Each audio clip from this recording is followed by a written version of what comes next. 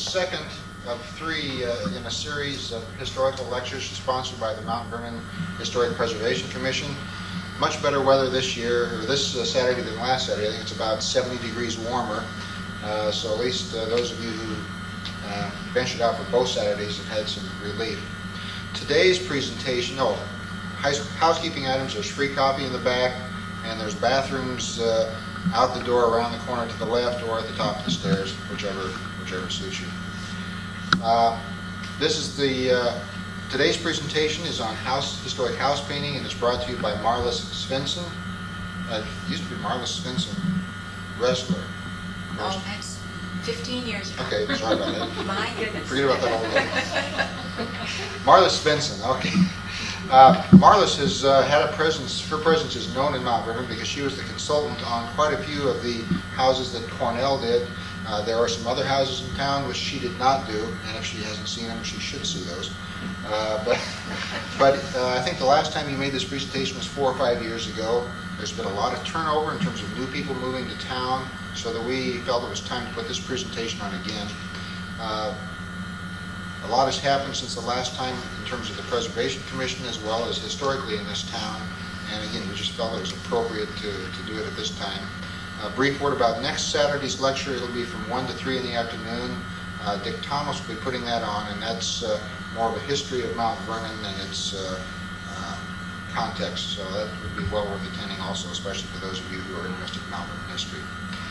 Marlis, you can elaborate more on your background if you'd like, but let's get started.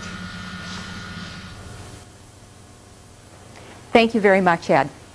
It is nice to be back in Mount Vernon, and the one thing I always like about coming back to a town you've done work in before is you still get to see it. It's still there. It's still with us. This morning as I was driving in, I heard on the radio that today was the 50th anniversary of the debut of Death of a Salesman.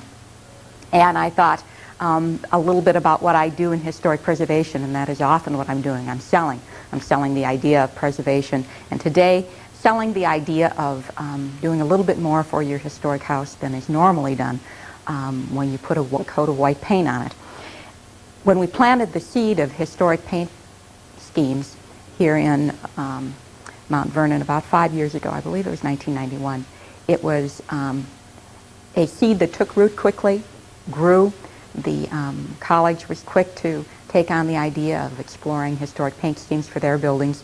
I think I eventually developed paint schemes for 6 different buildings on the campus, most of which have been painted now. I've done some other private residences here in Mount Vernon, but what's happened generally is that all kinds of people have taken it upon themselves to experiment, to deal with their own properties, figure out what would look good on them, try and try again in some cases. And what you have here in Mount Vernon now is really one of the finest collections of historic period paint schemes in the Midwest in a small community. Rich colors here and there. Occasionally, the experimentation has gone beyond the realm of what would normally be considered appropriate period schemes, and I'll show you at least one of those examples in today's slides. But what I'd like to do first of all is for all of us to have an idea of where we begin. We have to look at where buildings come from, when they were constructed, and what architectural style they fall into. So what I'd like to do first today is take a very quick tour of architectural styles. And I have a lot of slides, but I'm going to go through them relatively quickly. And what I've done for you is I've put together a set of handouts that are available on the back table as you came in. And those handouts cover the architectural styles that I'll be talking about this morning. So if you don't get it here in the slideshow, take one of the handouts with you and you'll be able to place your house in context. I'm going to talk about buildings in terms of high style, architectural styles that are typically discussed by architectural historians. And then I'll take a second look at buildings in terms of what we call their vernacular presence. Their form perhaps is the most distinguishing element in talking about styles from a vernacular sense. So first we'll look at style, and then we'll look at form. We're going to look at buildings chronologically, so if you can imagine yourself transported 150 40 years ago here in the Midwest, you probably find this being one of the first buildings constructed here. This is the Colonel Davenport House over in Rock Island, Illinois. And it's what we call a Greek Revival building. The Greek Revival style in the Midwest dated from about the 1830s to the 1850s. A few carryover buildings even into the 1860s had this style. Very often they were a temple form, either with the gable end facing the street, or in this case with the gable end on each side. This building also had wings on it originally. Has very classical entrance with simple columns and a pedimented entrance porch. The Greek Revival often had a porticoed entrances on their buildings. This building dates from the 1850s, and the stone was quarried right from the site where the building was first built. Very often the Greek Revival buildings had multiple window lights. In this case, it's a pattern of 6/9 in each of the double-hung windows. The next architectural style we find often here in the Midwest is what we call the Gothic Revival. Again, the Gothic Revival spans a period of years from roughly the 1850s all the way up to the 1880s in some communities. It is typified by very steeply pitched roofs on gable roofs on the buildings, often with pointed arched windows. The Gothic Revival, this is a late example here, again with the pointed arch and pointed windows here on this as well. Again, steeply pitched roofs being a very typical element. You have a couple of buildings here in Mount Vernon that I'm familiar with that typify the Greek or the Gothic Revival style. Another style less frequently found is the octagon building. If you've been up to Dubuque, you've seen a couple of octagons. They're scattered across the countryside here in eastern Iowa, and this one still stands in Davenport. The octagon was really made popular in the 1840s when an architectural writer issued a book on the octagon mode, and it became less popular very quickly. It was popular for maybe 10 years at the most. It is said that one of the reasons it went out of vogue is because a cat couldn't find a good corner to curl up in the houses. It was also very difficult for placing furniture, if you can imagine, in these odd-shaped rooms. The Italianate style comes next. In Iowa, we find it from the late 1850s all the way up through the 1870s. Very often the Italianate style had deep eaves with brackets, often a tower or campanile-like structure attached to the building. Here's an example of the heavy brackets. This building faces out over the Mississippi River, has a lovely view there in Davenport. Another form for the Italianate style was called the Tuscan Italianate. It was a square building with a cupola or belvedere on the top, as you see here. Again, the heavy brackets, the wide, deep eaves. This is the LeClaire House in Davenport. Sometimes parts of the buildings have been sacrificed over the years, and this building originally did have a belvedere in the center as well. If you go to the third floor of this building, you can see the entrance stairs going up into that belvedere. The belvedere is gone, the rest of the building remains. So this Italianate style building is also located in Davenport. It's the Bishop's House Inn Bed and Breakfast in Davenport. The Italianate gave way in the 1870s to a style that we know as the French Second Empire. Sometimes it was even referred to simply as the mansard style because of the use of the mansard roof. This is the Fickey House in Davenport. It's an excellent example of this style. The cresting, wrought iron cresting on the ridge lines and around the edges of the roof being typical of it. This is the General Dodge House in Council Bluffs. It too is a wonderful example of the French Second Empire. Very often, the mansard roof would have an elaborate slate roof pattern or design. Probably the best example, however, is right here when we look at the Governor's Mansion in Des Moines. One of the best singular examples of the French Second Empire in the Midwest.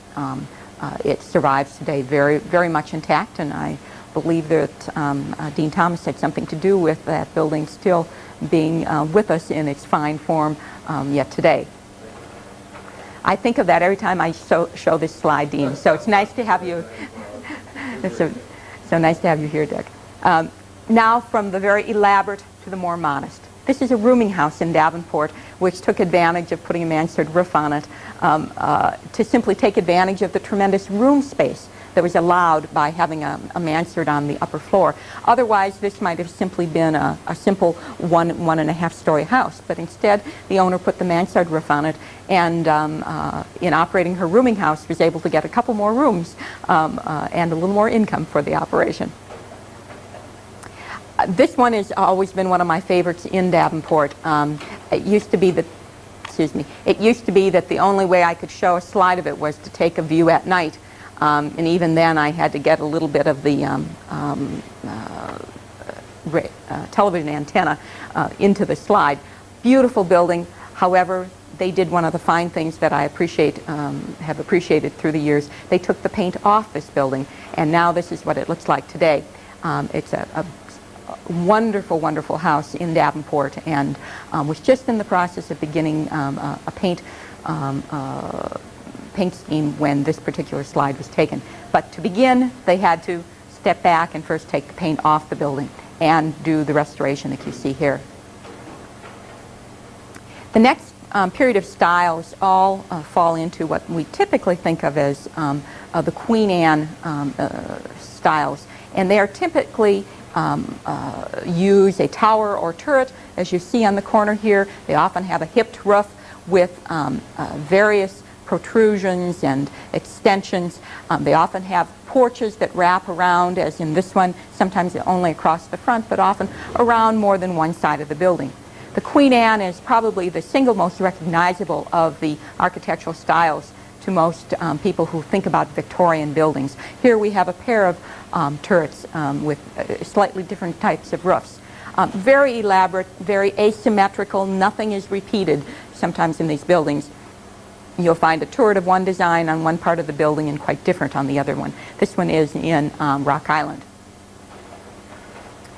This is one of my favorites. This is a building that I had not known when I was here in Mount Vernon some years ago. It's a project I dealt with in southern Wisconsin, and it's on Lake Geneva. And when I was told by the owners they wanted to convert their summer cottage into a museum, and they wanted to give it away, they said it had been the family cottage for many summers, and I was prepared for a rather innocent-looking, modest building. And when I arrived at Lake Geneva, discovered this 13-bedroom house, which literally had been in their family since it was constructed in 1882. It was the home of a Chicago beer baron, and this was simply the summer residence where the family had come to. You might be interested, I know that property taxes are always an issue in every community. This family finally decided that they had best consider giving this property away because of property taxes.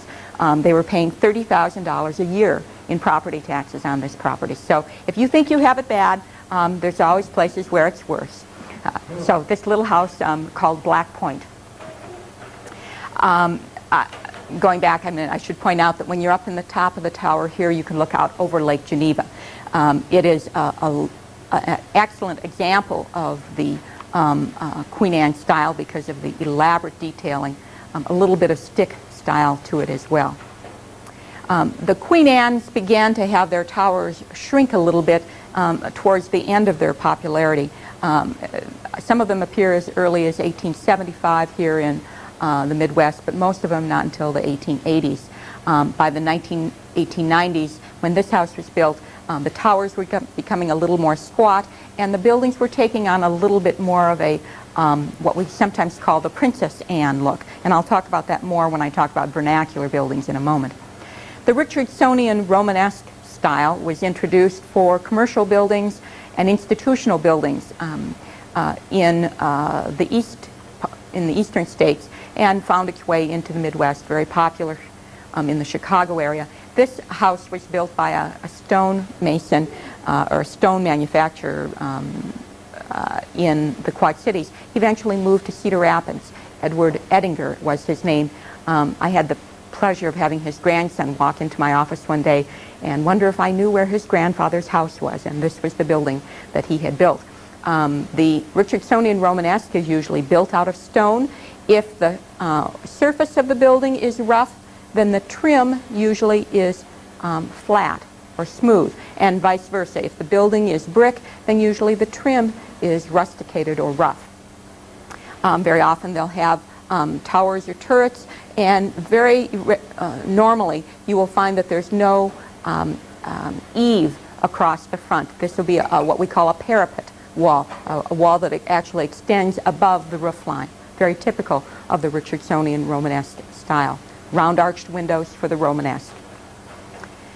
The style that was introduced at the turn of the century, or shortly before, the classical revivals in various forms, the colonial revival, the neo-Georgian, neoclassical, or Georgian revival, I should say, all brought back forms and detailing that was typical of the classical period. You find rich use of columns and column capitals, modillions, balustrades with very typical design elements from the classical period. These are actually pilasters here on the corner, or half columns, the fanlight windows, very often hipped roofs, but they also appeared on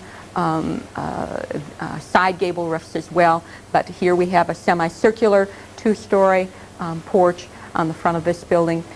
This is called coining coming down the corner. All these elements were classical details that found their way into buildings from the turn of the century up to about the First World War. That's when they quit appearing. The detailing is really quite rich and extravagant, and the buildings were literally candy for the eye, a wedding cake design, if you will. The next style that came into popularity here in the Midwest appeared after the turn of the century. It may be as early as 1905 in some communities, all the way through the First World War up until the 1920s. It was known as the Tudor Revival, and it took its name from the Tudor style of architecture in England. And it was typified by this half-timbering effect, usually on upper floors only. The lower portion was usually brick or stone. And the upper portion stucco with the half-timbering design. The forms were quite elaborate in some cases, or quite simple. Very often you'd have a slate roof, as you see here. The gables, dormers were typical of that style. This is one of my favorites, an elaborate house in the center of Davenport. It sits on a 2.5-acre lot in the middle of the city. And the architect for the building had a falling out with the owner, and after this was built, in order to sort of what we might call a spite house, he built his own residence right next door and blocked the view from most of these windows of the Mississippi for the owner. So I guess, Ed, that's always your option as an architect. If you have a falling out with your owners, you can always go in and do something like that. But that was, I think, an interesting story there. Probably the smallest, most modest example that I have of the Tudor Revival style is this little gasoline station built in Davenport's German neighborhood, actually, in the 1929, actually, is when it was constructed. And it still sits there quite intact. Everything still as it was originally designed. But again, note the use of the brick on the lower level and the half-timbering and stucco in the upper section. Next, we see an architectural style that came from the West Coast to the middle part of the country, and that was the Mission style, introduced after, well, from about 1910 till the 1930s. We find it in the Midwest. Very often, the single defining feature was the use of stucco. Sometimes there were very shallow eaves on the buildings. Other times they had very wide, broad, shade-creating eaves, as on this building. The Mission style often had round arched windows, and sometimes a mixture. In this case, these are round arched porches on each of the sides but the windows themselves are flat and very simple. Most of the stucco was left unpainted in these houses, and the only color came from the colored tile, usually red or green, as you see here. Another style that we think of here in the Midwest as being our own is the Prairie School, introduced by architect Frank Lloyd Wright. He gave us very horizontal-looking buildings with low, hipped roofs. Very often the windows appeared in ribbons around the building. Sometimes there was a separation between the floors. In this case, there is not. But this is a glorious example of a Prairie School building. It was built by or designed by a draftsman who was actually a student of Frank Lloyd Wright. This rather modest house only has 2 bedrooms, and I say modest until you realize that one of those bedrooms, the owner of the house had a vault built off of in order to store her furs during the off-season. But this house people look at and they think, oh my goodness, that's a modern piece. It was built in 1909, so that gives you an idea. There's a long tradition in developing a horizontal look to our buildings. The international style gave us mostly commercial buildings, institutional buildings, but this residence in Davenport has a bit of the international style look to it. The Art Moderne in this one, the curved entrance coming through, and another one tucked away in a tiny little lot in a glorious neighborhood in Davenport. Again, this building is with a stucco finish. Now, a quick look at buildings as they appear from a vernacular architecture perspective. Now we're going to talk about form, and sometimes these buildings will have a architectural style to them as well, but generally they're simpler than that. This one is what we sometimes refer to as a shotgun cottage or a gable cottage. They were called a shotgun style because if you stood at the front door and opened the back door and aimed your shotgun, you wouldn't hit a wall in between.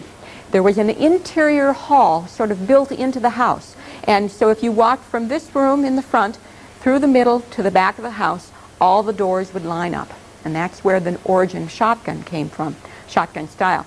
This one might have a little bit of a Greek revival look to it with the flat arches over the entrance door and the windows.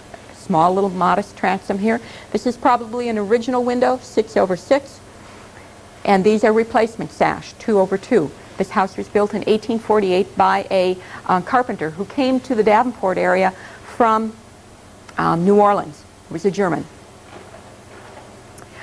This building is in Cedar Rapids, and the entrance to this house is actually on the side. We find these little workers' cottages, little gable cottages all over in Cedar Rapids, but sometimes they had additions already put onto them, and I'll show you a few of those in a moment. But this one is in a neighborhood you've probably never been in Cedar Rapids. There's no paved streets, no curbs. It's down by the old Sinclair packing plant. As the houses got a little bit larger, the 1.5-story gable cottages became common, and here you see a pair also in Cedar Rapids. Again, the gable is oriented towards the street. They're 1.5 stories high. Very often they had what is called a wall dormer. That's an extension of the wall into the dormer area on each side, and they'd have a gabled or hipped roof across the front. The side gable cottage is the next form we see.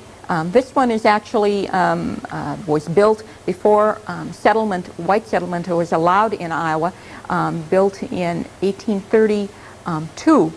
It was moved from its original site to this current location, but it was built by Colonel Davenport's son in Bettendorf and then moved into Davenport in the 1860s. So it's been moved long enough ago that we consider it fairly significant even in its own location. It's called the Claim House because this is where land claims were first filed when that portion of the Black Hawk purchase area was opened up. This is, the style is known because of its side gable orientation, and very often you'd have a dormer added to the attic side. Here's another example of a simple side gable cottage. Again, the entrance on the front. This little stone house was discovered when the electrician who had bought the building was making it over for his electrical business offices, and he was trying to do some new electrical work, and he wanted to hide the wiring in the walls, and discovered that he couldn't. The building had been covered over with clapboard, believe it or not, over this lovely stone, so he started pulling it apart. Of course, if I'd bought a building and it had 20-inch thick walls, I might suspect that they were something more than just typical wood frame walls, but he discovered the stone and decided to retrieve it completely. So a lovely little building with a side gable cottage form. Here's another side gable cottage, and it has a little center entrance porch. This one is actually from the 19-teens, what we would call a craftsman style building. We begin to see what are called, from a form perspective, organic cottages. That is, buildings that have a little bit more fluid form. Organic, referring to the fact that they may be developed over time with additions here and there. We see this building the same way. It is entirely possible that this addition was an afterthought. It may have even been thought about during the time of planning the building, and somebody decided, hey, we've got a bedroom here in the front. It's going to extend that direction. Why not have a little more closet space, storage space, and with this angle simply added. Now, it's also possible that this was part of the original design, but the organic cottage evolved in that period. The open gable cottage is known for the fact that its front gable is towards the street. It's usually what we call 3 bays wide, each window section being a bay in architectural terms, and so this one is 3 wide. More than likely, the entrance in a building like this will be on the side, as it is here, and I would guess if I went in this building, I would walk in that door, and straight ahead of me would be the staircase going to the upper floor, and to the right would be a front parlor, and then perhaps either a second parlor or a dining room to the rear. Very typical. Often there was a unusual shaped window in the gable peak, in this case diamond shaped. Very often those were ocular or circular shaped windows. That style became common with the introduction of Greek and Italian style buildings in the 1850s, and continued to be common all the way up through the 1920s. These buildings are built in Cedar Rapids, and this one is a classic example of that house form. Full 2 stories. Now these begin to be again built right about right before the First World War. They have style characteristics common to the craftsman style. That's use of shingling and some half timbering designs here. Very often a change of materials between levels. We have narrow clapboarding here. This is narrow and wide shingles laid in courses here, and then a different shingle pattern in the gable end. And here are some more angular pieces to connect with the front porch. The best example that I have found of a little gable cottage is this one in Cedar Rapids. I apologize, the slide's in backwards, but it doesn't make any difference. This is 1 room wide and 2 rooms deep, and but what makes it look so unusual is they took full-size building parts. These windows could have come out of a house twice that size, so they look a little disproportionate, but it probably is my favorite house in Cedar Rapids, and the lower level is clapboard and the upper level is shingled. The center gable cottage had a side gable building facing the street with a center gable wall dormer right in the middle. And you find this in several different forms. This one dates back to the 1870s in Davenport. This one is from the 1890s, again, center gable. And I guess that was the second one that I had as that example. But that is the distinguishing feature, and you'll see those in some of the other buildings I'll be talking about later. But the center gable cottage. The Princess Anne is what I promised I would talk about, and before I mentioned that the Queen Anne had this rich variety of textures and materials and towers and turrets and windows and such. The Princess Anne often ordered from the same catalog. if you will. But they were applied to a smaller, more modest building. And in this case, the tower is quite a bit smaller. This building is the residence or the home of Bix Beiderbecke, Davenport's famed jazz cornetist, and I'll show you some more slides of that in my second half hour or second hour of the workshop this morning.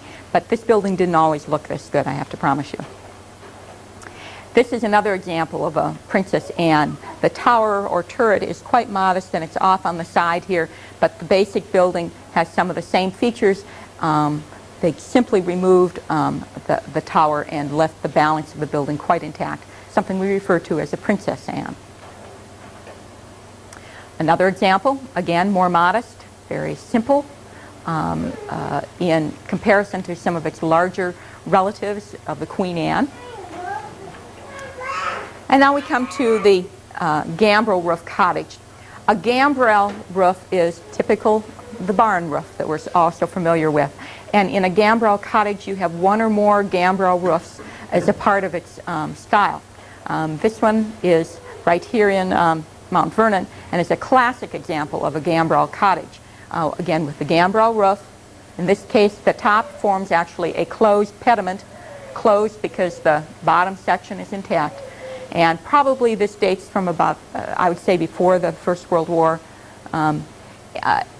This could have come from a pattern book. Pattern books were basically available to people who were choosing house styles from about the 1880s on, and very often you'd find companies like Sears and Roebuck or Montgomery Ward or Gordon and Van Tyne in this part of the country putting out catalogs, and you'd simply order a house. Either it came intact with everything on a flat car that you could possibly need to build it, or you simply bought the pattern.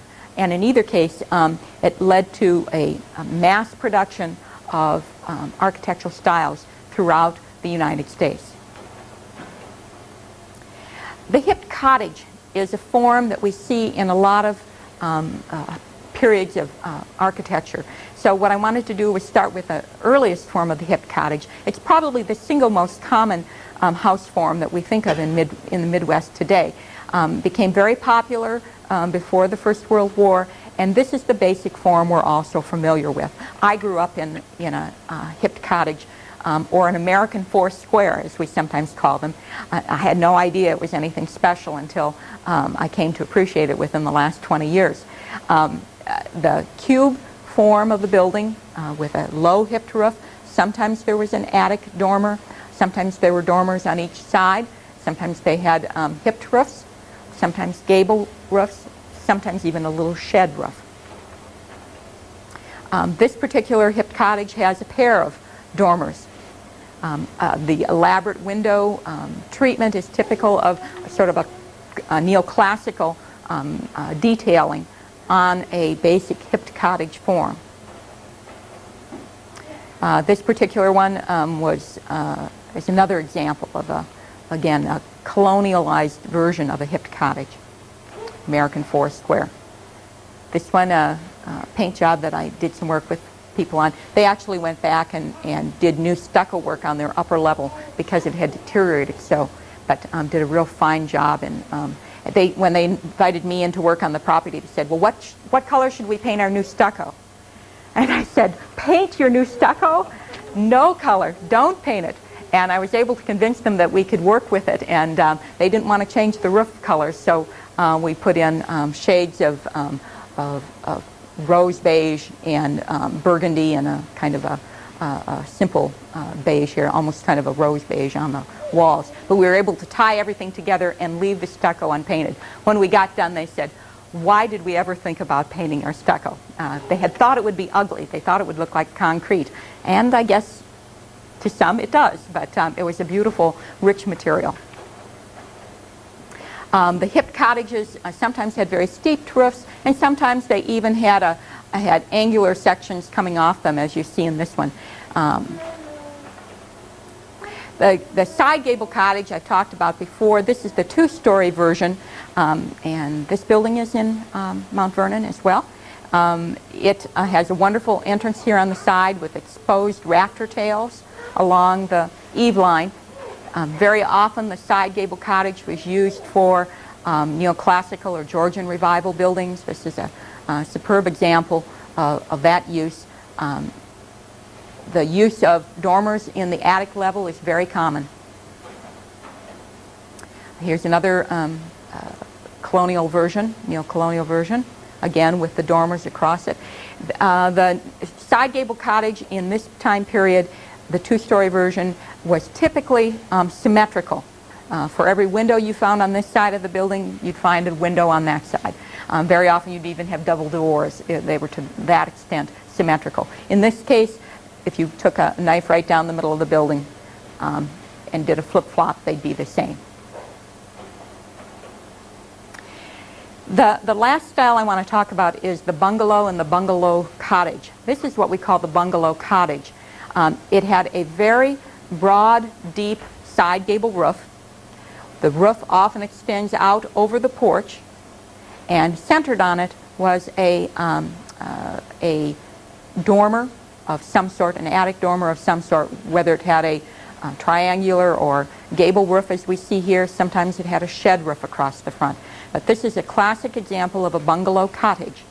Now the bungalow cottage also had its partner, the true bungalow, and there are a good many of those here in the center part of Iowa. This one is in Davenport. Very typical of the bungalow was very narrow clapboard siding. This one happens to have a little half timbering up in the dormer. The bungalows had many materials that were used. This one has brick, stucco, shingles, and clapboard all used, and originally was constructed with a garage beneath the house, believe it or not. I've counted the number of gables on this at one point, but I have to admit I can't remember. It was more than 7, though. A very elaborate house. And this was built in 1909, very early. A very typical bungalow. This one comes from Cedar Rapids. Feature that we find frequently in bungalows today is that the front porch has been enclosed to provide additional living space. And this one also here in Mount Vernon. A wonderful hipped roof with a gable section coming off, and not so uncommon, I guess, the use of a garage underneath, built into the side of the hill. So that's a look at architectural styles, and that gives you a framework taking us all the way from the 1830s up through the 1930s.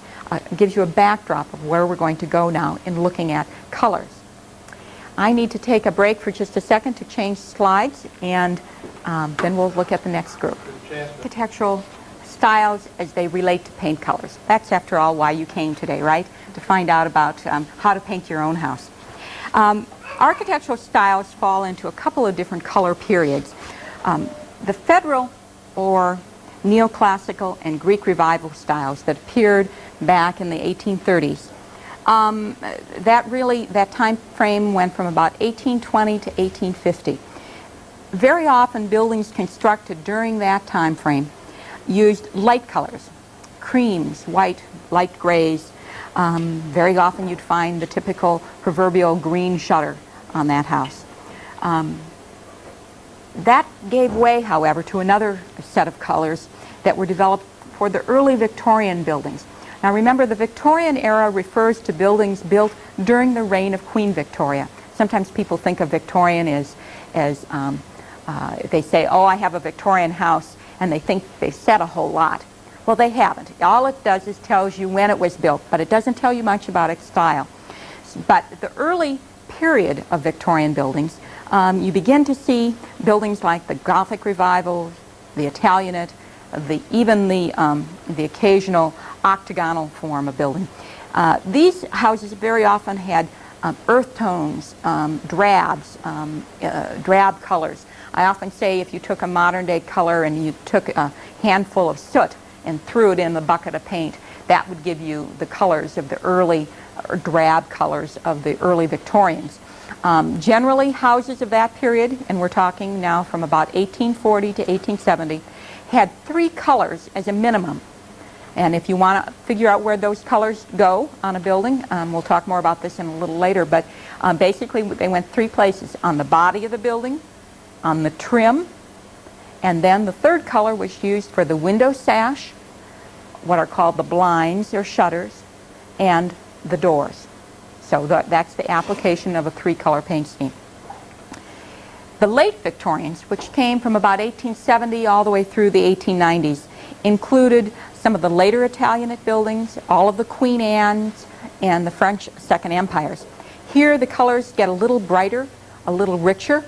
They're still dark, and we still have at least 3 colors, and sometimes as many as 5. Now, there are very few buildings in Mount Vernon that deserve 5 colors. Probably few that deserve 4. Most only deserve 3.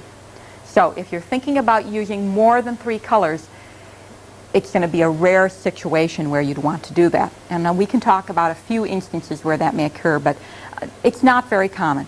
So if your building was built between 1870 and 1890, you need to be thinking about dark, rich colors. Now the next styles that I talked about earlier, the classical revivals, this included the Dutch colonial look, the colonial revivals, some of the late Queen Anne's or the Princess Anne's, where the scale of the turrets was more modest. We begin to see a re-emersion of slightly lighter colors. Some of the colors that had been in the late Victorians gave way to more pastels. The same color, only instead of a handful of soot, a handful of chalk to lighten up the color and give it a little lighter appearance.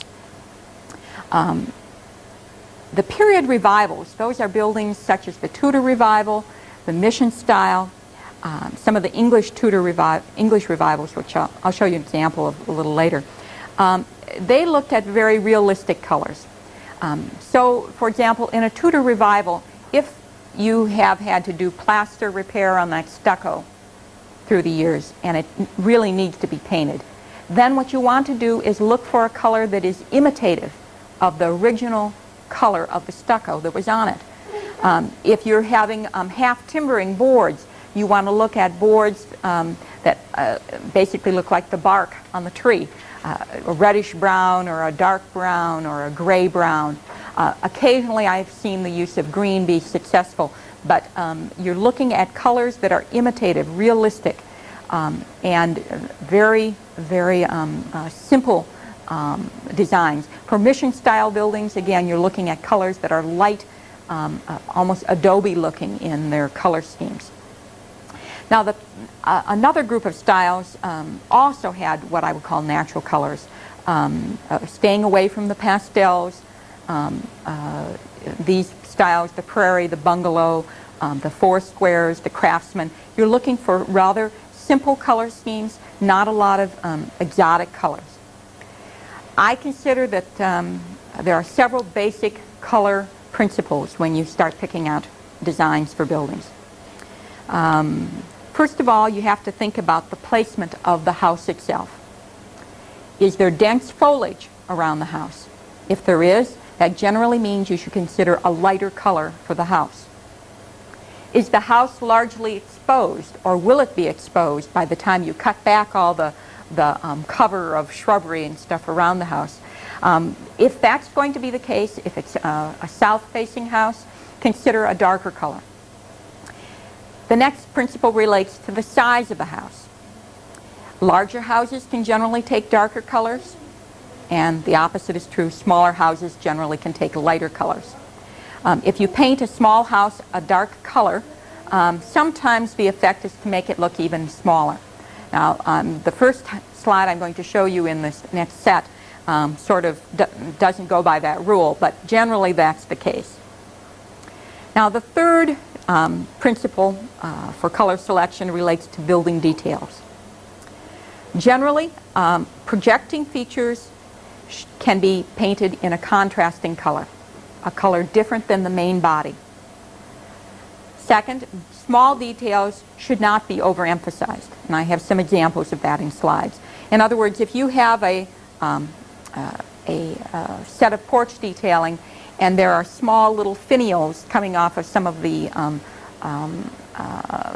balustrade, the last thing you want to do is paint that a different color.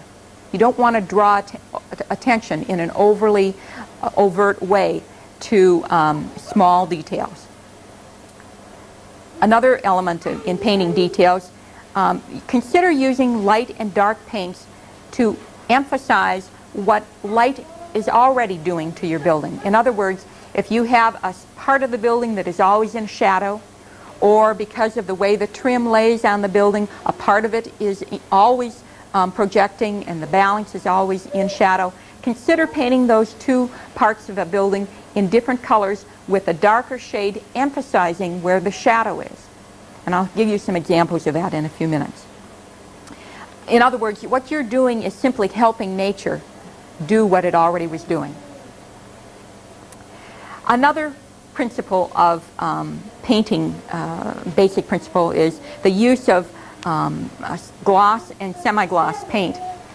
I once saw a person paint their old house, the entire thing, a gloss paint. Now could have been nothing worse in the world than to do that. All it did was drew attention to every irregularity in the wall surface. Every place where they hadn't gotten all of the paint scraped off, which you don't need to do, by the way, then that's where the semi-gloss paint drew attention to it. The use of gloss or semi-gloss paint should be reserved for trim and window sash. Semi-gloss paint will shed water a little bit better. It's just inevitable. And I often recommend people, if they're looking for a paint combination, I would put a flat paint on the body, a semi-gloss on the trim, and a gloss on the window sash. And that reserves that brightness that you get from a gloss paint to just a very narrow portion of the building. Some people don't like the gloss at all, and then they just go with the semi-gloss on the trim and the window sash. Next thing I would say is avoid too much contrast. Or the opposite, avoid no contrast. There was a woman I was working with one time, and she had picked out her colors. And they were cream, dark cream, and light cream. And she was calling this a three-color paint scheme. And I said, you need to be a little bit bolder. There needs to be some differentiation here. Now, that's for most buildings. That's not there's a few classical revival buildings where that color scheme might have worked quite well, but this was going to be a paint scheme for a very a late Victorian, really decorative house.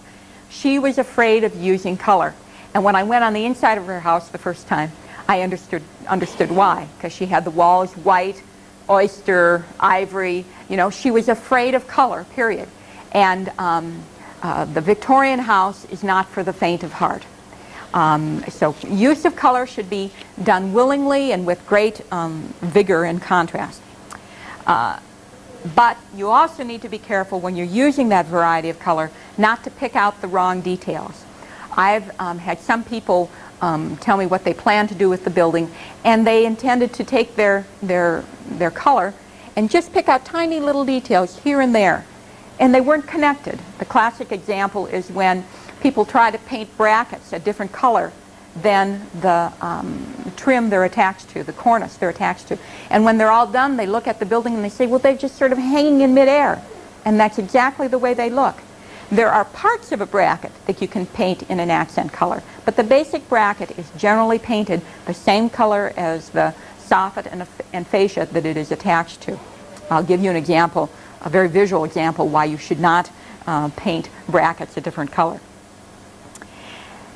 And then there's the rule for what you do with non-original building parts. Now, the general rule is to camouflage these parts.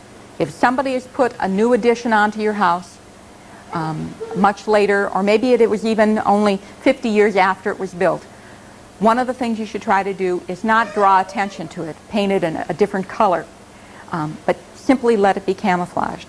The classic example, however, is of doing something a little different than that, has to do with the psychology of vision. And I don't understand the principle here. I just know how it works when it is applied to color.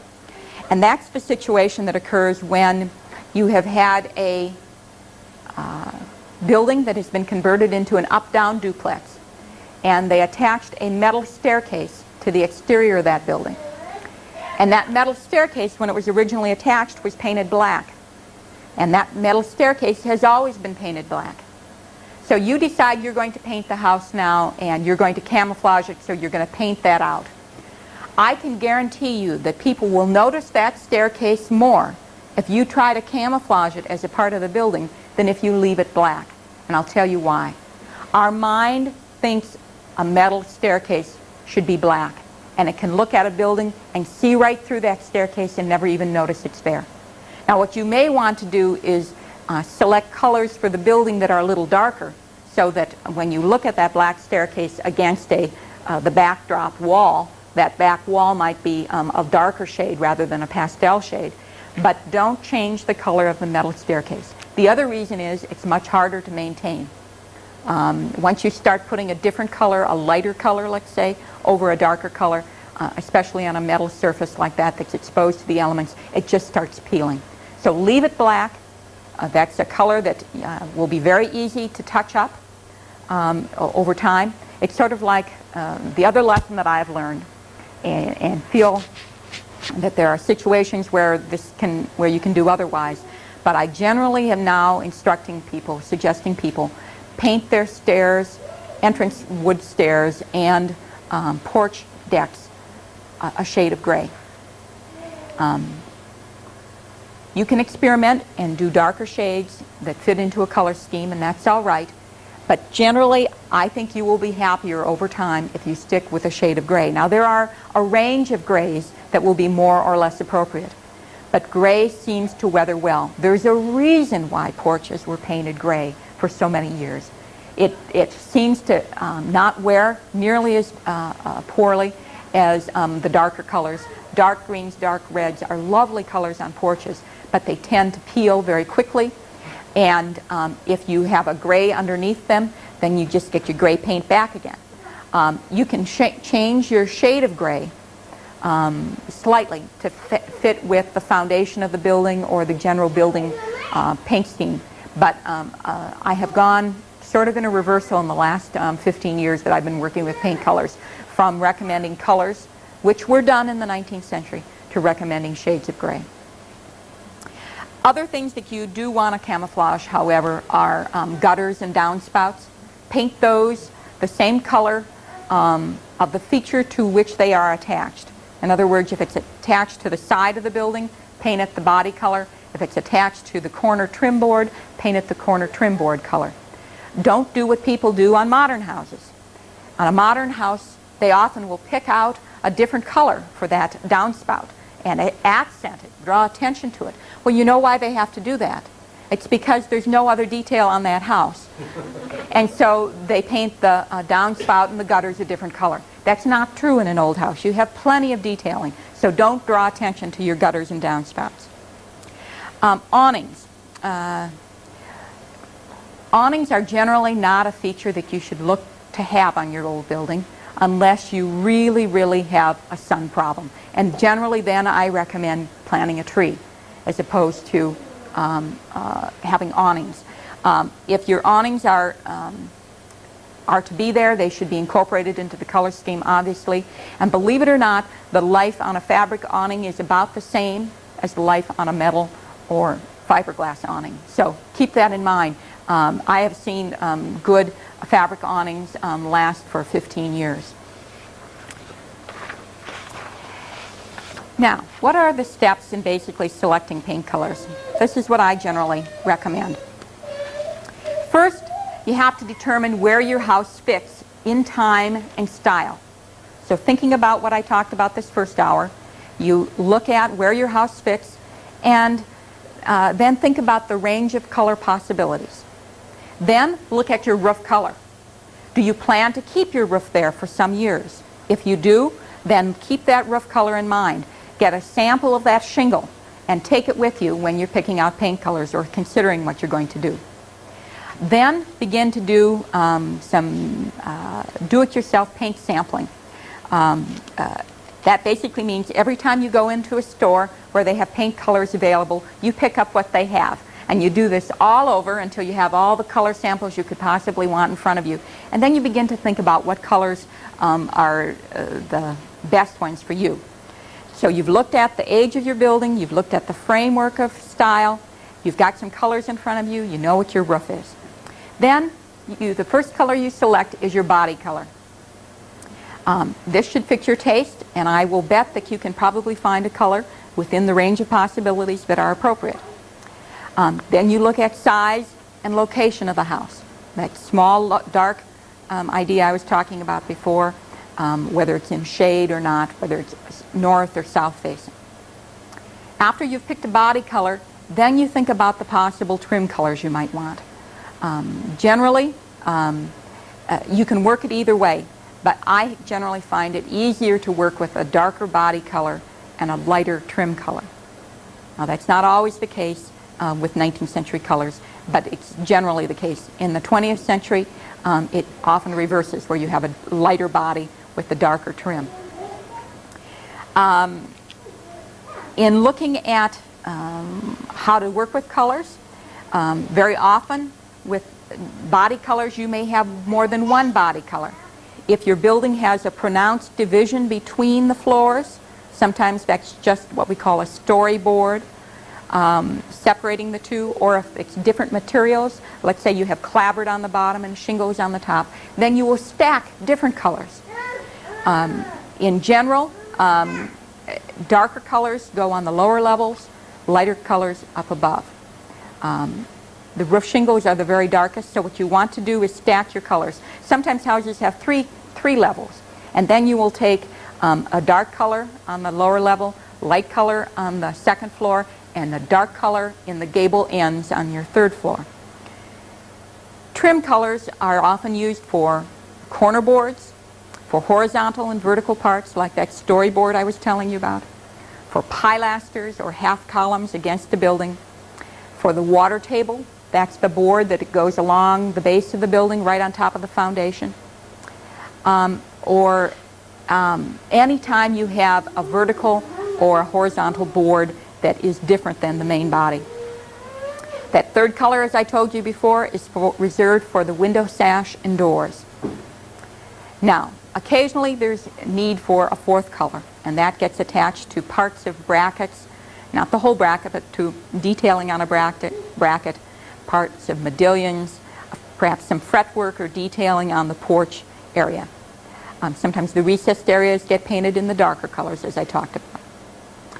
The shutters are often painted the same color as the sash, or they may be a fourth color. It depends on the house. And that you can sort of try your luck with. The cornice, that's the components that go around the eave. They consist of a frieze board, the soffit and fascia, cold moldings. They're all painted generally one color, and that's the trim color. Porch parts, as I said before, deck in a shade of gray. The steps are generally done in the same color. I've seen some people do the riser in a trim color. I don't really think that's a very good idea, and I would recommend not doing that. What do you paint the ceiling of your porch? Well, there's a couple of choices. Probably originally it would have had a varnish finish. You can continue that or go back to that. Sometimes it was one of the trim colors. I've seen the body color, if it's not too dark a color, used on the ceiling, and blue. Blue is the other color that was, for some reason, used throughout here in the Midwest as a porch ceiling color. I don't know if it was to look like the sky or what, but that's another choice, is a light blue. I think that's up to you, and it has to fit your choice, your choices. That is the only place, by the way, you should ever consider using blue on your house.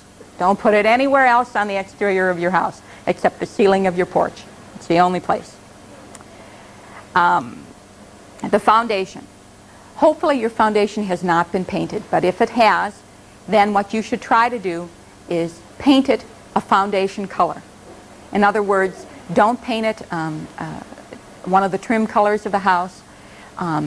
It should be painted a gray, light brown, something that would match some other color that you're seeing in your house. If you have, if it has been painted, I would often do the foundation the same color as the porch steps, or a little darker. But that, and I don't even consider that a color in the scheme, but that may be a color you need to pick out. So concrete block should be painted gray, sandstone should be painted a grayish tan, and limestone should be a light gray.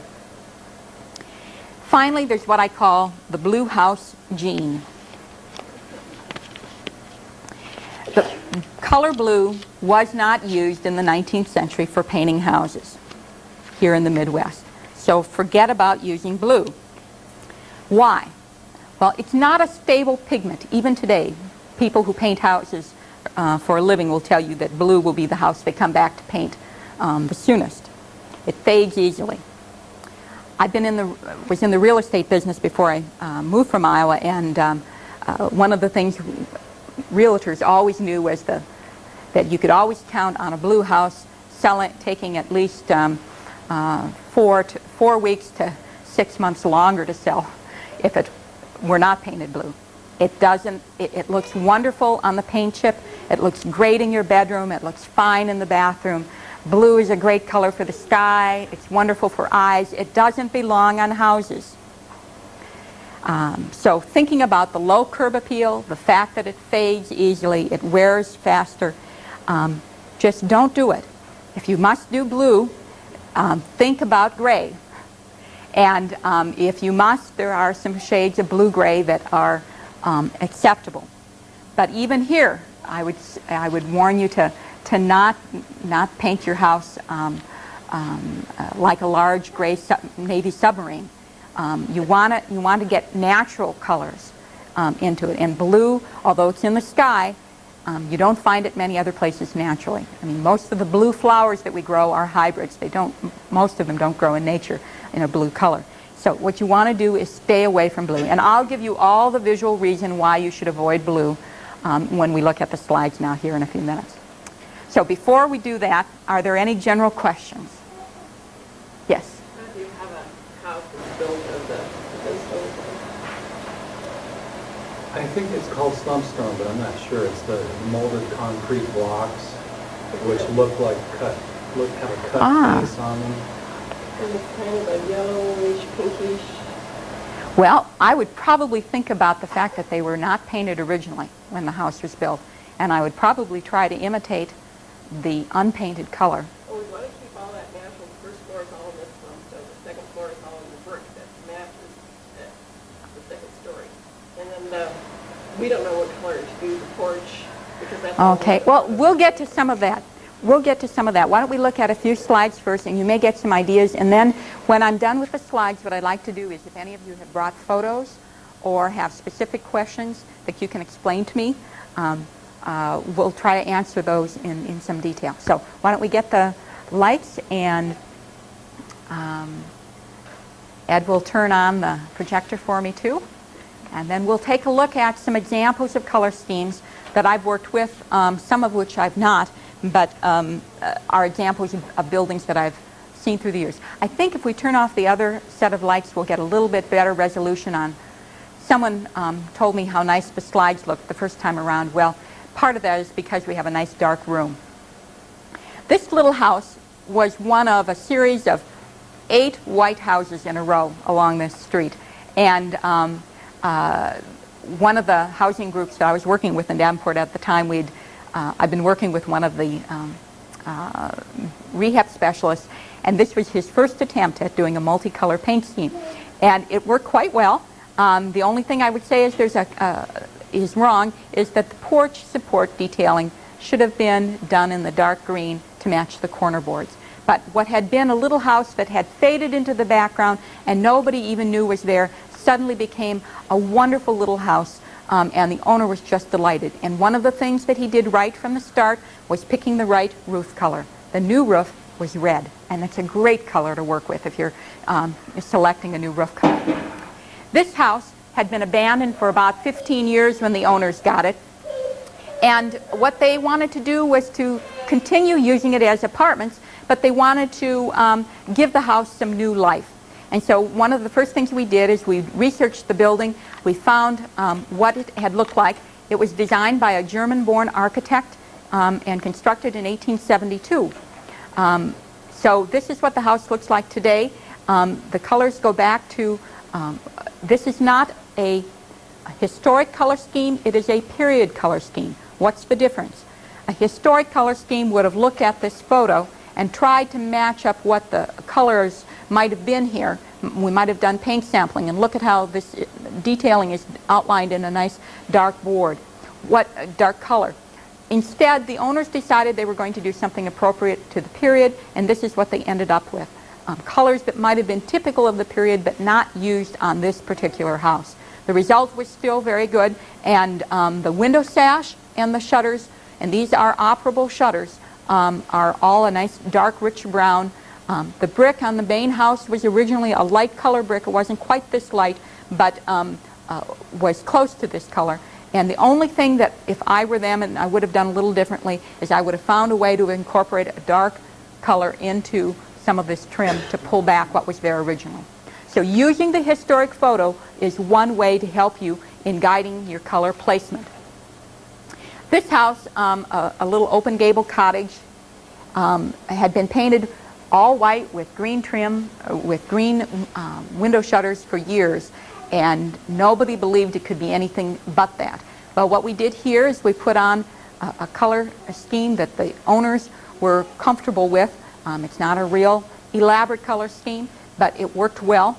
You can't quite see here, but they had a real problem that a lot of people do, and that is that there were aluminum storm windows on the house. And I said, well, what you can do in that situation is two things. You can put new wood ones on, take the aluminum off.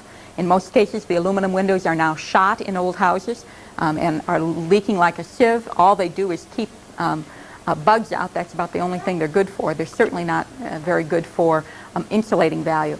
So one choice was to do that. If they wanted to leave the windows on, however, one choice is to paint the aluminum. If you do so, it's important that the aluminum is very clean and that you acid etch the aluminum before you paint it.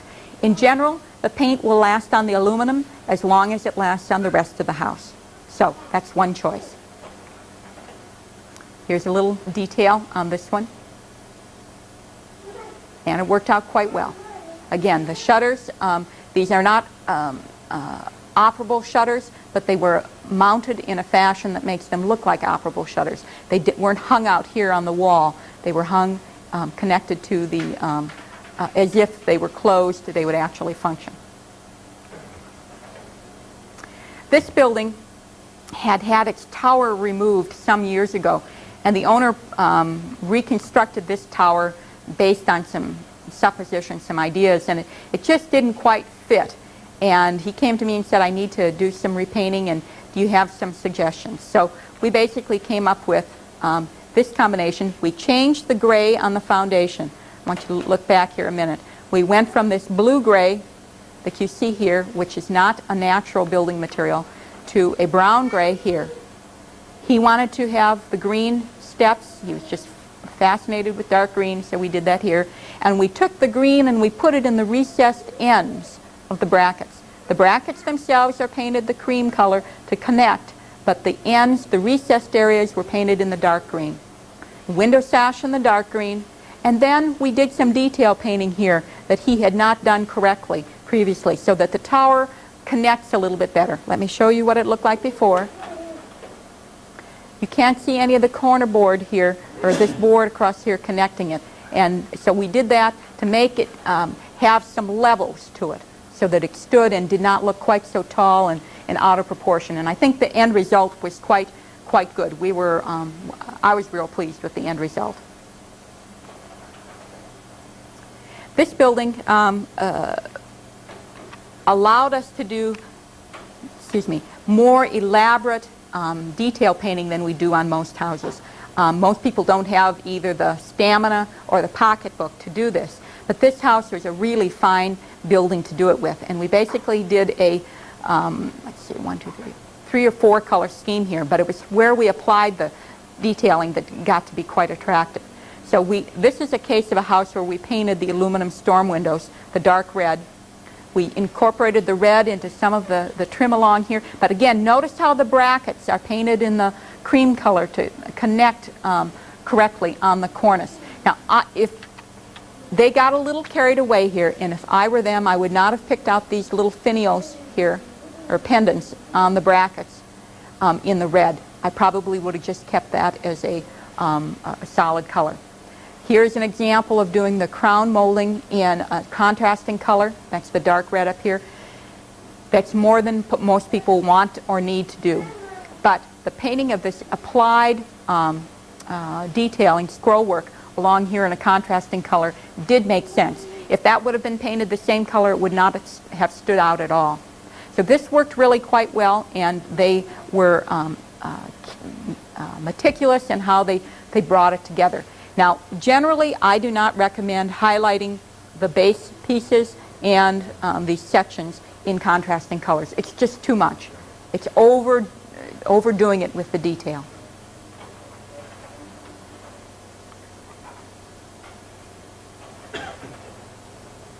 And then there's this one. This is always one of my favorites. The house hadn't been painted in 17 years, and the owners got a small restoration grant from the city of Davenport, and one of their obligations was simply to work with me on selecting a paint scheme.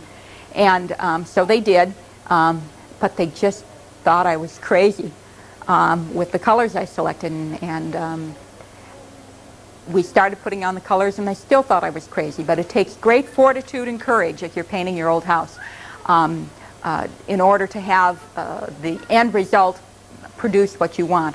But this is what we ended up doing. The color looks a little brighter here than it actually did in real life. I'm not sure what my camera did to do that, but the result was really quite attractive. And the woman who we had done this for was beginning to think it was all right, but she really didn't believe it until her neighbor came from next door and said what a beautiful job they had done on the house. So wait until a neighbor comes and tells you what a fine thing you've done, and then you will know you've done the right thing. Now, don't invite, I always tell people, don't invite your in-laws over until you're completely done. That may be hard in a small town. I know that's the case in many communities where you're on display the whole time you're doing your paint job. But in many cases, this is the kind of result you can have if you really stick with it. Across the street from that house, they saw what was going on, thought it was so great, and thought, hey, we're going to put on a new roof, and we're going to paint. Maybe we should talk to that crazy lady down at the city, too. And so they did, and this is the result they had when they were done. Here we did a nice, rich, dark red. Now, this house faces north, and for some reason, they're going to have less of a problem with that dark paint on those steps than on the other side of the street, because this isn't going to face the sun, and sun seems to be the main destroyer of dark color paint. So in this case, I think that was a really good choice. Now, the only thing I wish they could have done, but they decided not to do, and that would have been to have painted the aluminum storm windows a dark red. But the front doors were a nice dark red, and that picked up on an unusual roof color selection. If they had selected dark red, they would have had a much more attractive house, but they had already made their roof decision by the time I got there. This house had not been maintained through the years, and a property owner had acquired it. It was known as the big gray whale in the neighborhood because it was all painted one color, this dark gray, when they started. And so the first thing, and I think it had a gray roof on it too. So the first thing we did is I suggested the owner put a nice dark red roof on it. We developed a couple different color schemes. He wanted a very courageous color scheme. He told me he wanted to really say something. I don't know, he'd just gone through a divorce, and he wanted to really say something about himself. I used to joke with him about this. In any case, what we did is we decided we needed to pick out some of the building parts that had been forgotten. And that included these wood coins that came down the corners. They needed to be painted to look like a stone material. So we picked out sort of a beige tan for that. We put almost a brick color on the house itself, dark brick trim, black window sash, and some of the porch detailing eventually got painted a flaming yellow. And we put cresting back on. He wanted to put the cresting back on, and we knew that there had been cresting on this house originally. So here you begin to see it take shape, and that's the house as it looks today. This house was a house of a neighborhood organization was doing work with, and again we started out with a red roof, and the fellow was running out of money. He had done all the work on the inside, he was putting a rear addition on, and he needed help. So the neighborhood organization got together a group of volunteers, and on a couple of Saturdays we primed the house and we started putting on the final colors. This is the way to paint your house. Got a lot of people there. Not spray painting, but doing a lot of good brush stroking. I'm behind the bushes here, so. And this is what the end result looked like. He wanted deep, dark colors. This is a little darker than a lot of people will like, but it worked very well, and out the back, had glorious view of the Mississippi River.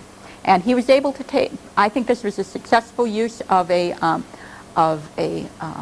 crown molding done in a contrasting color. It was placed correctly, tied into the roof very nicely, and gave this center section a little bit more elegance to it. These are all new windows, by the way. This building was first photographed when it was just beginning to be painted. It had not had paint in a number of years.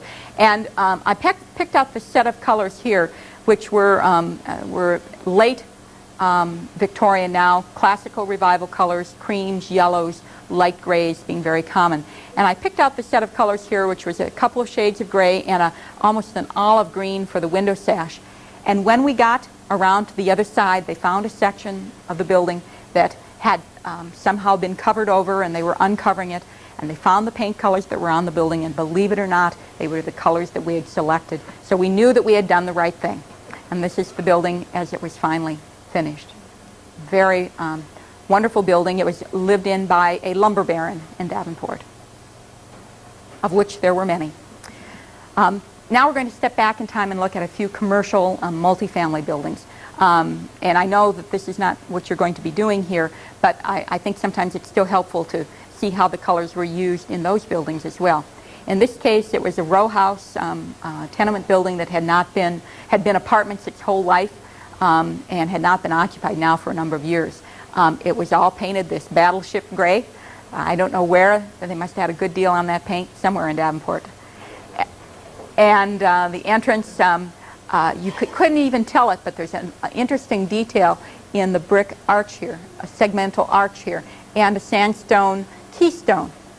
Now, what they did with the paint scheme here, the colors are okay, but some of the application is not, and that's what I wanted to show you. This is the, this is the building, and what they did is they forgot the window arches.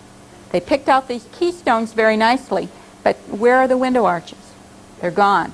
And that was a major problem in this particular paint scheme. So I just wanted you to see that they did a lot right, but they didn't do that quite right. What they should have done is done that in cream as well, and they should have come in with these keystones and done just a little darker shade and added, because those keystones were a different color, and done those in a darker shade to set them off. And they would have gotten by with a very nice color scheme there. This is the Architectural Salvage Co-op in Davenport, where you can go get old building parts. This is a commercial building, another one in Davenport, that had asphalt brick siding applied to it probably in the 1930s. Owner wanted to take it and do a new remodeling of it, and so the project began with removing that. And we'll get to the paint scheme here in a minute. But what I wanted you to see is what we were working with. We found the old window openings. We're going to put new windows back in place. But we also found this historic photo, which helped to duplicate what that storefront originally looked like. And you can see it was painted fairly dark colors. And here you can see we found some of the scars of the original building. There's that building detail, that little round section. So all of that was used in making the new storefront. And this is what the building looked like when they were done. They added a little bit more color in the front, but it worked quite well. And today the building fits right into the streetscape. Whoops. Sorry about that. Fits right into the streetscape in the village of East Davenport, and they've started to install period street lamps in the village. And this commercial project started out with a building that had been painted green, dark green, and had a very poor storefront display area. We're going to convert it back to 2 storefronts, It had been made into a single storefront, and we're going to look at trying to recapture some of the detail here. We started by putting back the original windows based on a historic photograph. We then went to working on the storefronts, developing a design for a storefront that would have been typical of that period. It's going to be shorter, though. I'm going to take you back here a second. We had a steel I-beam that had been put through here to carry the weight of this upper area, and we were not about to take that out for this renovation. So this is what you see us do, and repainting that. We picked out a set of colors that don't look like they should go together, but I'll tell you they work very well, and this was the end result. And it was a very successful renovation. The building had been planned for demolition, and people were just shocked. The interior was in great condition, and the upper floors were just one wall down the middle and large wood-floored open areas. When I left Davenport, they had not been leased yet, but the first floor was leased and carrying the cost of renovation with just the first floor rents. So that tells you what you can do. Now, a few things that I talked about before, but I want to talk about again. Here's that gray paint salesman again. One of the best things for a lot of buildings is to consider removing the paint instead of adding more paint. Sometimes the better part of valor is to take the paint off. A good way to do that is a chemical process. There's a variety of them out there. Some of them are more environmentally sound than others and more successful than others. In this case, that was the best thing for this building, to remove the paint, and it has been a very successful undertaking. The paint scheme that was put back on was simple, but it really works. They probably could have done the window sash in a contrasting color, but the body brick is one color, the trim is a second color, and the sash and doors a third color. This is what happens when you think you know what you're doing and you really don't. Here's a case where they came in, they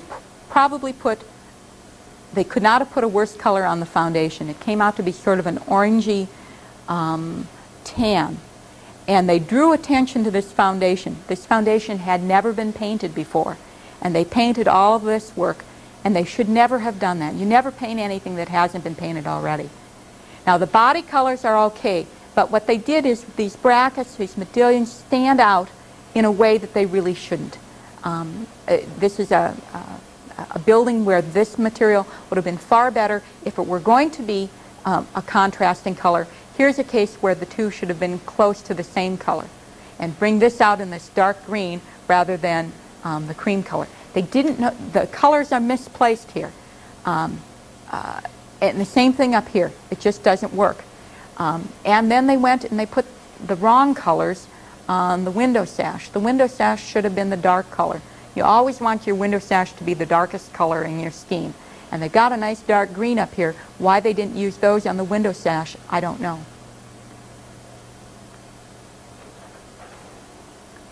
Here's another example of not knowing what colors to paint what. Now, granted, it's a blue building, and you know that I don't like blue buildings. But see here how you lose some of the detailing. The body should be one color. This trim should be another color. And then looking at the shingled area here, something that I've noticed in a lot of Mount Vernon buildings lately is changing the color of the area depending on what kind of shingles are there. You can do that, but frankly, this can all be painted one color and still have a fine effect. It's what you do with everything else. Like this window should have been painted the same color, the framing should have been painted the same color as the trim here. And then that window would have been pulled out and you wouldn't have this massive field of white. So there's a lot of ways to deal with it. They were painting with two colors here and they needed three, maybe even four. What I would have probably done in this case is had the same color on the body as I had on the shingles. Or body with a fourth color for the shingles, second color for the trim, third color for the sash, and a fourth color for the shingles. Now, that I would have had to play around with a little bit, but there's a way to work with the building elements differently than you see here. Okay, here's the classic example of painting the brackets the wrong color. You know, these stand out in a way that is just inappropriate. And it's important to avoid doing that sort of thing when you're doing a paint scheme. And then there's the Iowa Hawkeye House. I generally say avoid painting houses the colors of your alma mater. There has been an occasion where I've had to keep that in mind, however. There was a house, and I recall, where I had to keep in mind the fact that there was a basketball backboard on the garage, which was attached to the house, that was done in Iowa State colors. And I'll tell you, if that wasn't one of the more difficult paint schemes I had to come up with, something that would look all right with red and gold blatantly there. But I tried to keep in mind that that was just like a iron staircase, and people will just look past it, will never even notice it, and when they look at the balance of the color scheme. In any case, try to keep in mind that to avoid such inappropriate color schemes. Try to avoid painting your building all one color. Here's a case, we've seen a couple different examples, but they took the same color from the roof, painted the whole body. Now, I have seen photos of this building, and it had a wonderful polychromatic effect. Polychromatic means multicolor. The brick above the window arches was a different color than the main body. The keystones were a different color, and then the wonderful detailing in the bracketed cornice area.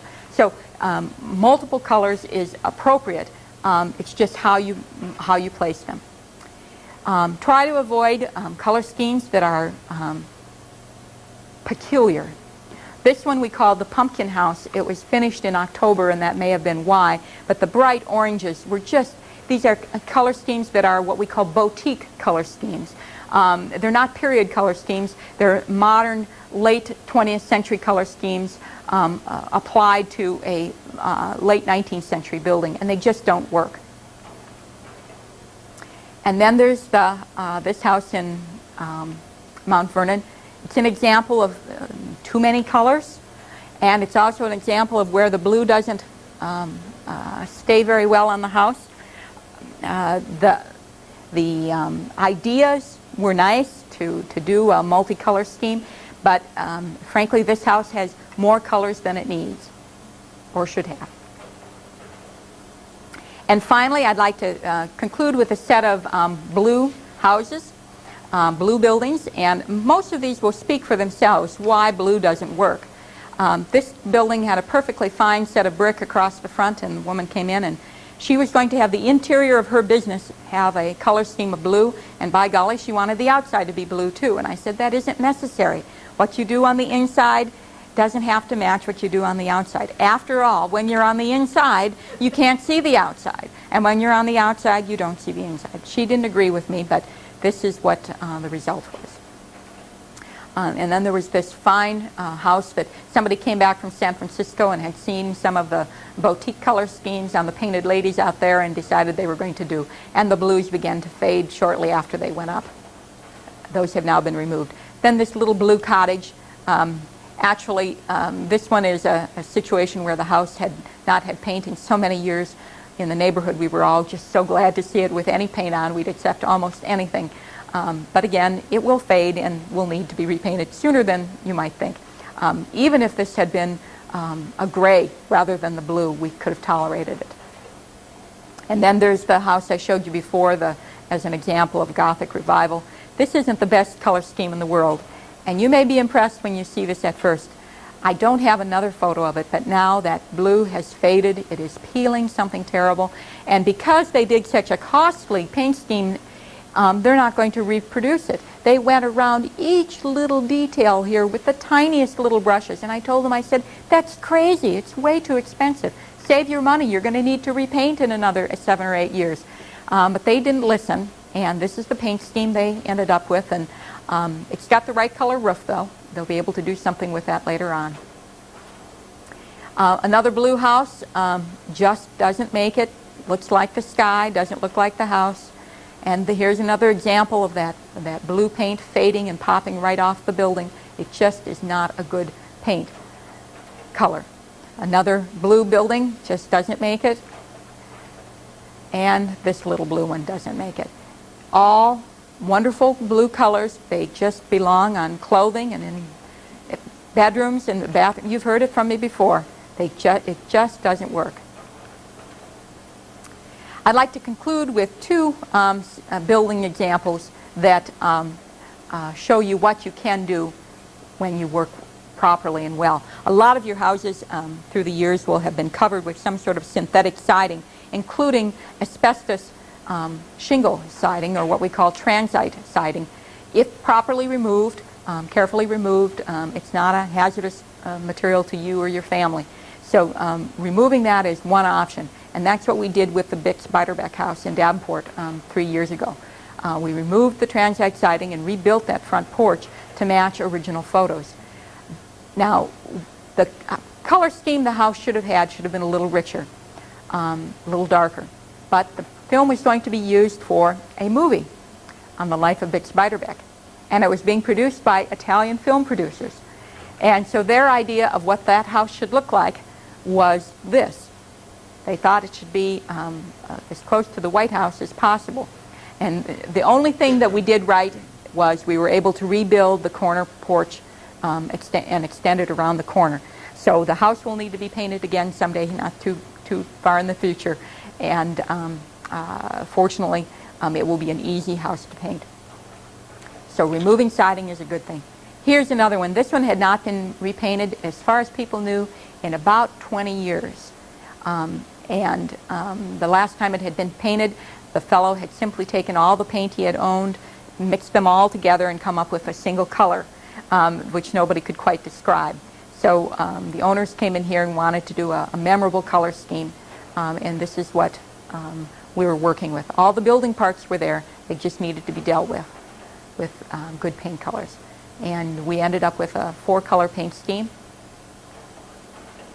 And this is how it ended up. Worked out pretty well. This was something the owners decided to do. Again, the bases of the columns and the capitals in a contrasting color. I don't think I would have done that. The connection of these tiny little brackets to this red trim board makes it reasonably okay for them to be painted the way they were. But what they had done is they had, before I got involved, they had gone through and refinished the front doors. The front doors had been painted, and they were just sure that those doors must have been varnished to begin with. And I told them they probably were painted, but by that time they had already varnished them. And so what they later did is bought screen doors to go over them, and those were painted. There is a trend in trying to put natural doors on buildings. That was generally not what was done, except in very prestigious residences. Now, my final conclusion are a few slides from here in Mount Vernon that I think are examples of interesting paint jobs that really, for the most part, make it. The use of the contrasting color here. I would have taken this dark green, however, and used that in the trim here if they were going to use another color here. This color is introduced only here, this dark brown, and here. And this would have been far more attractive if it would have picked up on the green here and in this area. And I think the front door is probably painted green. Should be. And the window sash are aluminum here, if I'm not mistaken. And they should, are they not? Are they? And if those were the dark green, that would have pulled the whole color scheme together. So it's a matter of having the colors located in enough places to make sense. But otherwise, I think this is a pretty nice, the body and the trim colors are nice, and they fit beautifully with the roof. This one I actually did the selections for the college, and I think it worked out pretty well. When I work with people, I usually give them 3 or 4 schemes. This was probably not my favorite of the schemes that I did for this house, but as I always tell people, if I give them 3 schemes, they can paint for the next 2 decades and have a different color scheme every time. But I think this fits relatively well with the interior. And here's a case where I suspect there was some desire to have the color schemes sort of fit together. And it goes well with the roof, worked out well. And this one, this is probably one of my favorite houses because I was able to be here when the kids were doing the painting on it during the summer. And if you remember this building before, there was a large evergreen tree that was right here in the front, and you could barely even see the building. So here's an example of a house that found itself revealed through the paint job by more than just painting colors in different spots, but also by the addition of or the removal of plant growth. Probably the steps should be painted a browner gray rather than the plain deck gray that we see here. It's the only thing that I would do differently with this one. And that's a look at some examples of color schemes, and now we truly do have a chance to take a few questions from you and for you to tell me why you really want to paint your house blue. What about blue roofs? Well, they're rare. I saw Long John Silver the other day. It had a blue roof. Is that what you were thinking of? An observation, a house looks entirely different with the summer foliage around it, and then when the leaves go, and then in snow. It surely does. And it may not look its best in each of those seasons. It may look better in some than in others. I always tell people that it's a good idea to take a photograph of their building in the wintertime or after the leaves have dropped. And then think about what foliage you're going to remove as a part of painting. You know, very often a paint job is that opportunity to do the trimming. And so do that first, and before you decide you're going to paint one thing a certain way. And take the photos, if you possibly can, when the leaves are gone. Not with snow. If you can avoid the snow, that's probably better. Okay, now let's get back to that house that you were talking about. Well, Tell okay, me I have a little more some about it. Specific questions. Okay. Downspouts, where you have a downspout coming down over different colors of solid.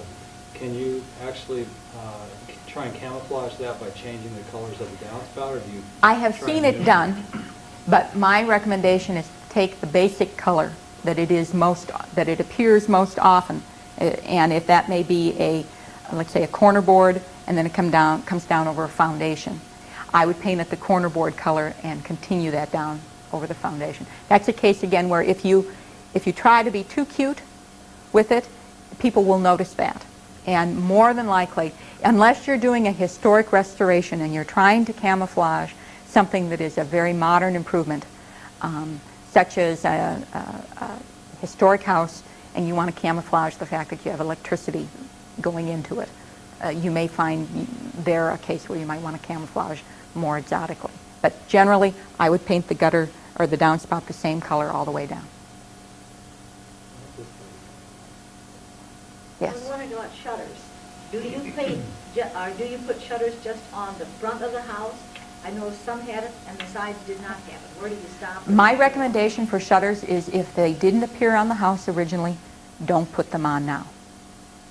So don't put them on anywhere unless they were there originally. It doesn't add to the look of the house? All it does is it gives it a false historic appearance.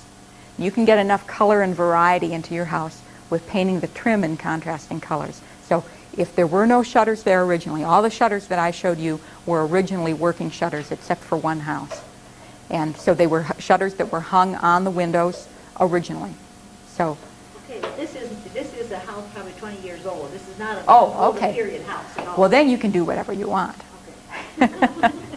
And the only advice I would give you is try to find a shutter that visually, if they were closed, would meet. You know, very often people put shutters on very large windows, with very narrow shutters on very large windows, and it's a real false appearance. Yes? This may be out of your bailiwick, but is there any way to get storm windows that will accommodate closing those shutters? Can shutters be closed? In this part of the country, I have not seen a storm window or storm sash that's done that. You know, the shutter really had a purpose at one point in time.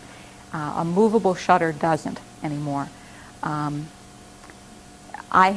only situation I've ever found them to work that way, the LeClaire house that I showed a slide of. It was a brick house, Tuscan Italianate. It had movable shutters, and it had, they could shut because they went into an area where there were no storm windows. The windows in that building had been replaced with thermopane windows, so there were no screens on the outside, and the plan was the building was going to be air conditioned, so there was no storm that they interfered with. So that's the only example I can give you. You mean they just had a single window, nothing for thermopanes or anything like that for keeping the cold out? No, they had thermopanes. Oh. This was an 1850s house that was being restored, and they took the old windows. The old windows had been replacement windows, and they took those replacement windows out, and the new windows that went in imitated the appearance of the original windows. Anybody have any photos they want to show me, want some advice on? Sure. It's hard to think of this monster as a cottage, but I, Oh, wonderful. A hipped cottage. Before and after. Okay. Before and after you it was- took it all was the... foliar. Look It at was that a- example it was of the a foliage foliated- removal. It was well foliated. Well, you finally have a building there. Excellent. Oh, I love it. What we would like to do, our intention is to get that back to period, not necessarily a historic restoration, but look at our what we can do as far as period. So the concrete Paint on. block is unpainted now. That's Right. correct. And will remain Except- unpainted. Except for a previous paint job, which was very sloppy, and they did not mask off the brick around the windows. So they splattered So over there's around the white window. paint splattered, Gotcha. and I'm concerned about how to get that off. I don't really want to use a stripper, and I don't know. Why do you not want to use a stripper? Well, Too much? Probably out of lack of knowledge of whether it would Work? make that be absorbed more into the crevices. Well, I will get you some material if you give me a card. What you need to consider is a material that goes on like a plaster, and it basically you brush it on, and then you put a paper covering over it. I've seen that Okay. used in furniture before. I would think that this would be an ideal situation. That's very expensive when you buy it by the gallon, but you're not talking about a large area. We're talking about 50 windows. But you're still not talking about a large area around the It windows. just spattered around. Yeah, and I around think where that- the window frames were painted. I will bet you anything this would be an ideal place, and you may decide to do it on the windows where you can see, where you see them the most, and experiment a little bit, and maybe every summer you go in and you remove around a few more. But that's what I would try, because you can't scrape it off. It has absorbed into the concrete. That's correct. Okay, that's one material. There are some other chemical paint removers that might work as well, and I can send you some material on those as well. And what you need to do is contact for the one set of products. The company has a company rep that comes out, and they can maybe make some advice on what would be the most appropriate material, and can ship directly to you, or we'll be glad to monitor the progress and help you find the right material. So, All this brick and stone is covered with ivy, and you can see the ivy's been there for what, A 20 long years? time, long enough to leave So little when you- footprints So when you everywhere. pull out the ivy, you've got all this blackened, well, have you tried anything yet on it? no. Nothing. Yeah. Okay. I will bet that will come off easier than you think. I will bet with a stiff bristle brush and soap, something like TSP or something, that you will be able to, and a hose, you will be able to get most of that off without too much problem. Most people think it mainly takes elbow grease when you get right down to it. And again, you may find that you only have enough stamina for a small area at a time. Do you have any children? Okay, it's a great, A workforce? that's what I'm looking for. Yeah, but they're teenagers, so they're almost worth it. Well, make it worth their time. You want to keep them off the streets, keep them clean, you know, all summer What do long. you think about the roof color? Originally, I believe that had a shingle or a shake roof. You can see it from the attic. But we want to redo the roof. The roof will need to be replaced someday. Well, you need, because which would have aged to a silver gray color. So that's probably what I would look at, unless you want a little more color. Is it a green roof on there now? Yes. And the rest of the walls are stucco and concrete block? No, it's white Brick. brick on top of the concrete. White? Kind of, Yeah. kind of a beige-ish, like a beige. And that's going to stay. Right. That's all original. All the brick. I would probably try to match the concrete block color for your roof color, and I'll bet that'll be about what a weathered shingle would have looked like. And Concrete block is yellowish too. No, the original, what the the concrete block on the lower level would have been, Oh, oh, okay. And that almost has a pink tone to it. Very subtle, very pastel. I would be it's hard for me to get all the colors Right. here. I think we need to hire you. Well, I do work over the mail now, so that is not the. Get that right.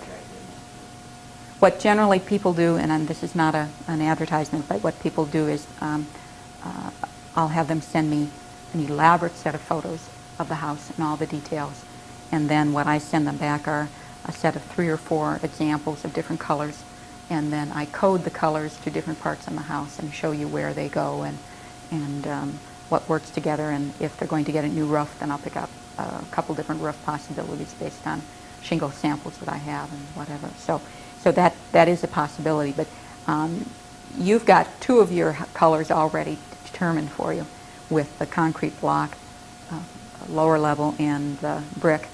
And what you need to do are to find colors that fit with those. And I think that it's probably not all that difficult. The green roof is not that bad a choice. And it was especially, well, you can even see it here, but there are directions to go with that. And if there's a pinkish beige in any of this, a deep red roof would be an attractive roof color too, if you decide not to go with the silver gray. Well, are there a lot of red roofs in the area? Third one on the corner. Well, then I might go for something different. You know, it's hard to find good green roofs today. I'm working with some people right now who are getting have found a source for an olive green roof, and they're the first people I've seen who've been able to do that. Most of them are too light. They look like farm implement green, you know, and it's just not the right green. I'm surprised that roofing manufacturers haven't come out with it, but there's some choices up there too. Handsome building, and that will be a real, well, it is now a landmark in a neighborhood. But It is now a challenge. that's a good way to. It's 2 blocks from here. Rich It's Krieger. the Krieger Guardia residence. The garden. Well, once you clean off the ivy growth, the plant growth, Got it almost all. okay, well then you will have a material that will need relatively little maintenance for the walls. So that's the bulk of your cost. Very good. Is this shingle siding on the dormers, or is it Yes, clapboard? on the I think it's dormers. clapboard. Is it clapboard? I think so. No, it's shingle. Is it shingle? It's shingle. Okay. Yeah, there's shingle. Yeah, I'm sure. Thank you. You're We'll very look forward welcome. to getting your card in future communication. Okay. Any other? I have a question on Sure. garages. I have a small bungalow that has a matching garage, but then they built a modern 2-stall at the rear of the lot. Ah. Now, when we start to look at paint schemes, what about matching garages, and then how do you tie in the one at the back? Good question. The paint schemes are generally sort sort of watered-down versions of the main house. And unless they are a carriage barn where they might have had more agricultural colors, then I would just go with the main body trim and limit it to 3 colors. The garage door is always the most challenging. And I've had most luck with painting garage doors the same color as the body. If you try to pick... Especially this is an overhead door. Okay, well, if you try to pick it out in another color, all you read is door. And it's almost a full wall in size. And then if you do want to pick out, if there's windows in that garage door, if you want to pick them out in the sash color, that's fine. But in multicolored garage doors, sometimes people try to pick out framing and stuff. It's just too much attention to an element that you're trying to sort of diminish. There are some unusual garages that were done. A lot of times, by the time a house like that was being painted, it was being painted in maybe 1 color, maybe 2 colors. So a fairly neutral set of colors applied to the house also gets applied to the garage. What paint lasts the longest? What kind? Yeah, you're going to have, I'm sure, you dealt with all kinds of paints. Well, first of all, the most expensive paint you can afford, number one. One of the main line paint companies is generally best. People who manufacture paint for a living. Sherman-Williams, Pittsburgh, Pratt & Lambert, although I guess Pratt & Lambert's been taken over by Sherman-Williams now. Those are your best colors. Benjamin Moore, yeah. I have paint color chips for virtually all of those. And I have the decorator sets, which you probably won't get access to, but I have like 5,000 paint colors in the one, and I'm not sorry, not 5,000, 1,000 paint color chips for the one, so they can do anything you want. I generally think that you can do just as well with a good, on the body of your house with a good latex. I oftentimes recommend painting trim and sash with an oil base, although the latex paints have made tremendous advancement in recent years. Ed, do you have recommendations now that you're using for people doing paint? Do you have a preference? No. About what I say? You don't buy the Sears $3 gallon paints, you get what you pay for. You actually get less than what you pay for because Right. you have to go back, then later you have to do it. So yes, you get what you pay for. One of the things that I made available on my back table there for you is a list of suggestions for how to hire a contractor. Many of the paint jobs that you will find yourself getting involved in will be more than what you can handle. And if that's the case, you need to hire a contractor. There are some rules that make your life easier and make their life easier. I'm going to take just a quick second to go over those because I think they will be helpful.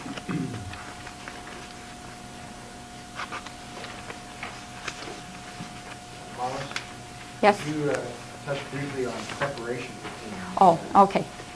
Preparation is more important than anything else you do for the painting. I mean, You get to buy the best paint if it's prepared. right, right. And you will spend more time preparing than you do painting. And one of the real rules to preparing is a clean surface. A lot of people will do all kinds of work, and then they'll just start scraping and sanding, whatever, and then they'll just start painting. And if there's a film of dirt or sanded residue in between the paint and the surface, the likelihood that that is not going to make a chemical bond is pretty high. So one of the real rules is to make sure that you have a well-prepared surface, that it be as clean as it possibly can be, and that it be dry.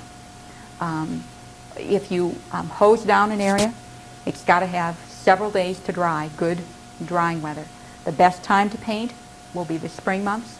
May is painting month. For some of you that may not be possible, but it is the best month. So trying to get your painters scheduled early in the year before you get real hot, humid weather is best. And then trying to make sure that the painters only paint on the days they should is another challenge. And sometimes you have to make a nuisance of yourself in providing a little bit of guidance to your painters for what they should do. The preparation does not mean you need to take off every inch of paint that's on the building. In fact, that sometimes can be the worst thing to do. What you do need to do is to remove everything that is loose and a little more. And if there are rough edges on the areas that you scrape paint from, sanding it down those surfaces is most important. I recommend spending most of your preparation time on the areas that you are most likely to see. That means if you have a front porch where you go in and out, or your guests come in and out, that's an area where you might want to spend a lot of time. It's also an area where the paint might be in pretty good shape to begin with. If you have a back entrance where you come in and out, that's an area where you might want to spend some time. So I think that's really, if you hire a good painter, one of the ways you can hire him or find out whether he's good or not is to look at projects that he or she has completed that are at least 2 years old. Painting problems will generally show up within 2 years if there's going to be a problem in preparation. I generally don't recommend spraying as an overall way of painting a building. Spraying for application and then brushing out is appropriate. If you are going to spray, make sure that the paint is not cut too much. They have to cut it a little bit to get it through their spray applicators. But I've seen the painters sometimes cut the quality of the paint by as much as a third in adding liquid. And then you don't get the paint behaving the way it should. So good preparation, cleaning,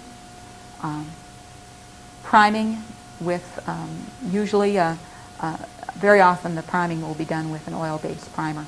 I've generally had better luck with oil-based primers than latex primers, but even those are improving.